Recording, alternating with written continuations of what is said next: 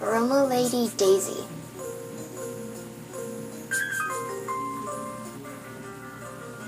Finally, they're off! I cheered, spinning around as I walked into the house. After 6 years of having braces, I was quite glad to finally have them off. I kept bouncing around until my head started hurting, which caused me to fall back onto our cream-colored love seat. My dad shook his head, laughing at me, before telling me that he was going to take a nap, and that I should wake him up in about an hour. I agreed, yawning myself. Having gotten up with only 4 hours sleep, I was quite tired as well. I became well aware of just how comfortable the love seat was, snuggling into it. Stay awake, I muttered, knowing that I had to. My naps normally lasted about 2 hours, and my dad would be late for his appointment if I didn't wake him up. I flipped on the TV, watching Animal Planet for a while. It was some show about parasites, so I quickly lost interest. After a bit, I realized I was dozing off. I became more determined to stay awake. I rolled over to look down the other side of the love seat, surprised to see my DS sitting there. I haven't used my DS in a while. Especially not in the living room. I was almost positive that the last time I'd used it was about a month ago when I couldn't sleep. When I stayed up playing The World Ends With You. Considered my brother had just come back from college. Considering my brother had just come home from college, though, I didn't think too much of it. Maybe he wanted his game back? I picked up the DS, checking what games it had as I made myself comfortable again. The DS game slot was empty, while the Game Boy Advance side held something I definitely hadn't played in a while. Pokemon Sapphire. Figuring my brother had taken his game back as I thought, I started up the DS. I didn't even remember how far I'd gotten in Sapphire. I had beaten Ruby before I got it, so I doubt I'd made it too far. I watched the title screen animation for nostalgic sake before going to my file. I heard an odd beep along with the selection noise when I started. Clicked continue. Even though my volume about halfway down, I jumped.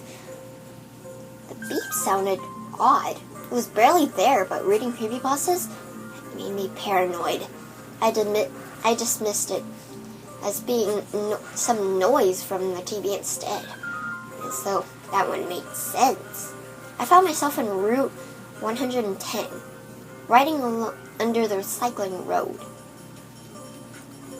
Of course, to see just how far I was in the game, I went to look at my party. A Plusle, Marstomp, Whismur, and Talo were all I had. I wondered to myself what I was thinking, but closed out. The puzzle had been my main reason for getting Sapphire, more so than Kyogre at least. I decided to head down, just wandering around. I felt like exploring this game that I'd forgotten. I went past the trick house, not wanting to bother with the puzzle at that moment. I realized that I was too tired to put up with something like that, though I felt like much more awake now than before I'd grabbed DS. Once again, I made it to Route 103 and stopped at the edge of the water. I decided against surf as I noticed a patch of soil where you could plant berries. I checked my bag, seeing that I was low on petra berries and I wanted to plant them. I realized that the berries would most likely wither because I wouldn't play the game for a long time, but I disregarded it. As I walked past one of the trainers, though, she marched over to me to start up a battle. I figured I must have missed her when I was playing through before, and nothing of it as the music started up. Aroma Lady Daisy wants the battle, the text box said. I looked at it in confusion, then pressed A. But you weren't there, I continued. I stared at it. What? I saw the background of screen go to grayscale, while Daisy and my trainer's back sprite stayed in color.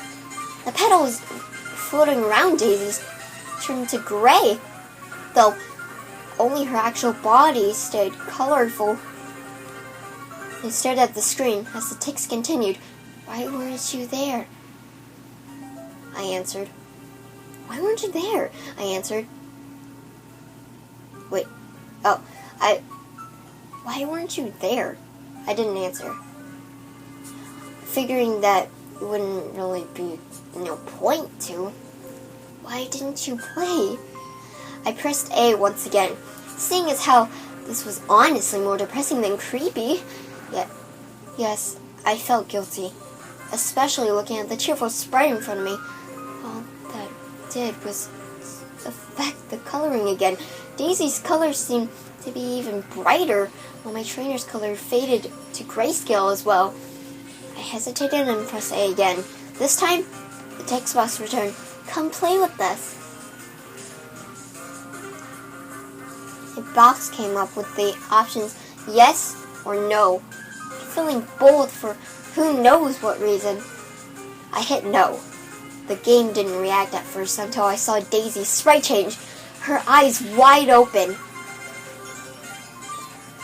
She had the same expression otherwise, still smiling cheerfully. The text returned in red, "Come play with us." At that moment, I heard the music start to glitch up pretty bad, which instantly took away my courage when I combined with the unnatural stare I was getting. I swear, she didn't look like she was looking at my trainer sprite. She was staring at me with that creepy smirk. I turned the power off, shut the DS, and shoved the volume all the way off in one motion. That was a weird sound I just made. I'm staring at my DS. I shook my head and tossed it off to the side, watching it land near our fireplace a couple yards away. I pushed myself back into the love seat, shaking a little. It was more imagination at the point. Too many creepypastas had made me paranoid. I stared over at the DS, curled in a ball, just watching it. I was staring up at the ceiling then. The odd change in my sight confused me. And I bolted up, looking down.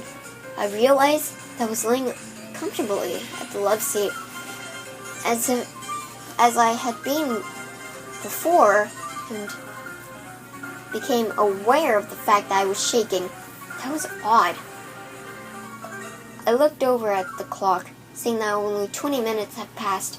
Turning over, I also noticed my DS wasn't sitting where I'd thrown it. I sat up, trying to sort out what happened. Had I fallen asleep? I must have. I paused for a moment and looked over the side of the love seat. My DS was sitting there, with the blue game and the Game Boy Advance side.